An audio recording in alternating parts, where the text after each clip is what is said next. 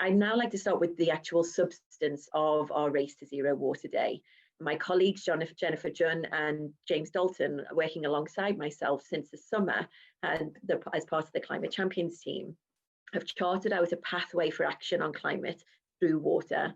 And the purpose of our session together today is to showcase this pathway with you and hear back from you about how it can be strengthened and improved.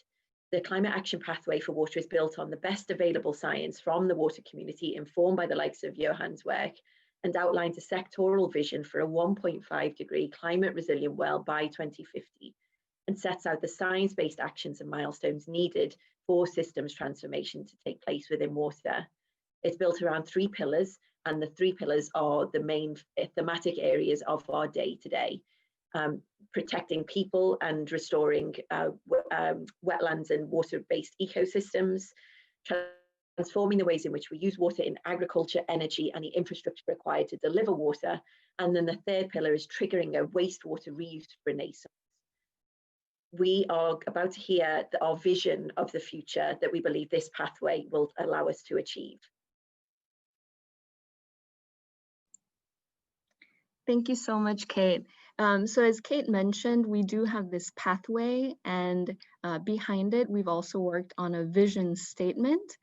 This vision statement acts as kind of the first contours of what we see as the future in which by 2050, we will have reached successfully a 1.5 degree resilient world, and that we will be using, reusing, and valuing water in service of that vision.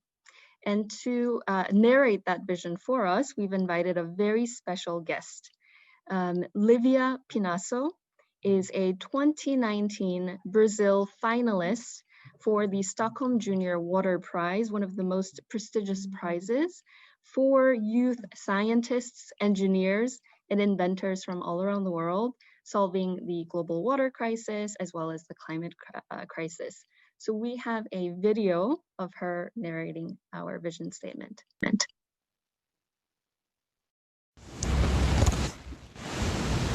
It is 2050, and the full 10% contribution of the water sector to the global mitigation goal of the Paris Agreement has been attained through the protection and restoration of freshwater resources for ecosystems and people. The sustainable use and distribution of water for agriculture, energy, industry, and human settlements, and the reuse of freshwater and wastewater at a global scale.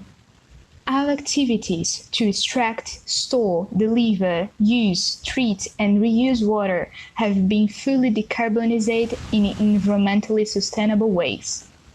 And these activities have transitioned from being largely non-renewable and carbon-intensive to becoming a source of net positive renewable energy.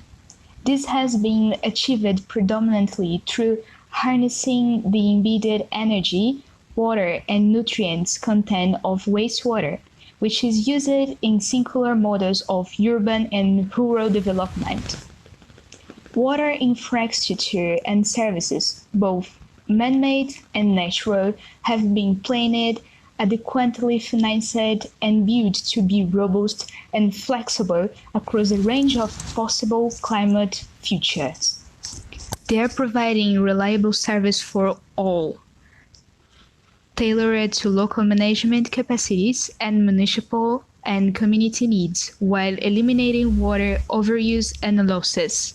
In cities, the provision of water and energy has been combined and optimized into decentralized, mutually beneficial, circular, and resilient systems. Half of all freshwater ecosystems and inland waters, particularly those that have the greatest potential to sequester carbon, such as wetlands, peatlands, and mangroves, are protected and restored, maximizing their transformative potential for carbon mitigation and sequestration. Bending the curves of biodiversity loss, boosting resilience for communities and livelihoods, and preventing the spread of pandemics due to deforestation and the destruction of ecosystems.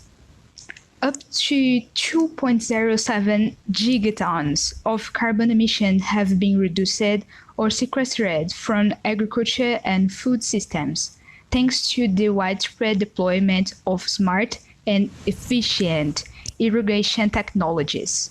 Regenerative agricultural practices are now the norm, practiced on farms the world over, safeguarding farmers and their livelihoods. These result in multiple benefits, including water and energy conservation, improved soil health, carbon sequestration, and prevention of environmental pollution and degradation. A further 13.8 gigatons of carbon emissions have been reduced thanks to, among other things, the application of alternative wetting and drying cycles in rice production. Water and wastewater used to reduce energy have been fully optimized, carefully designed, and installed in order to reduce maladaptive impacts on water-dependent ecosystems and services. Business and financial decisions from the public and private sectors prioritize and align with the protection, smart use and reuse of freshwater resources and ecosystems, providing direct finance, green jobs, market signals, and incentives that continue to drive the innovation required for the water transformation we have achieved. Despite achieving our goal of limiting global warming to 1.5 degrees, 380 million more people live in regions of water stress in 2050 than in 2020. These people are thriving, however, thanks to universally accessible, safe, and adequate water supplies and sanitation services, effectively preventing and containing pandemics such as COVID-19, while raising our people out of poverty and ensuring the human right to water is respected and fully realized.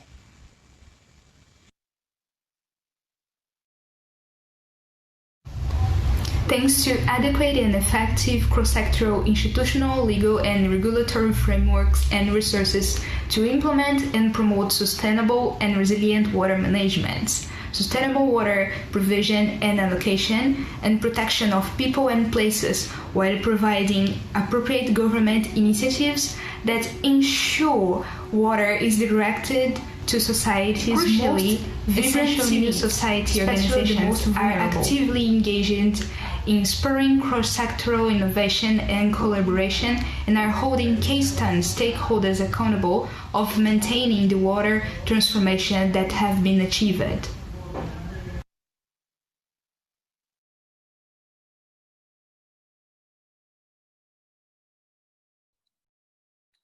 Great, thank you for that. I just want to, my name is James Dalton, I'm the Director of the Global Water Programme at IUCN and part of the team behind this process.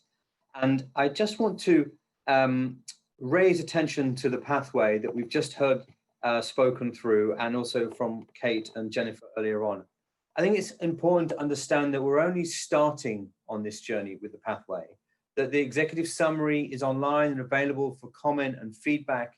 But this is not the end point, this is the starting point. Next year, in the first quarter of 2021, we will be sharing online the larger document that details how we will achieve the ambition that the pathway sets out in the structure of it on protect and restore, reduce and reuse.